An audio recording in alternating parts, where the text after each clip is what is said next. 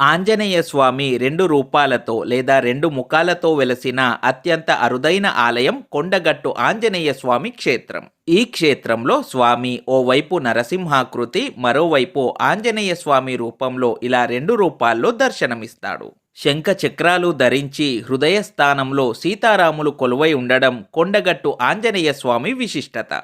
ఈ శక్తివంతమైన హనుమాన్ క్షేత్రం తెలంగాణ రాష్ట్రంలోని జగిత్యాల జిల్లాలో ఉంది. ఆంజనేయుడు సంజీవని పర్వతం తీసుకుని వెళ్తుండగా అందులోంచి ఒక ముక్క రాలి ఈ కొండలలో పడగా అదే పవిత్రమైన కొండగట్టు అయ్యింది. కొండగట్టు ఆంజనేయ స్వామిని దర్శించుకుంటే ఎన్నో శారీరక మానసిక రుగ్మతలు నయమవుతాయి.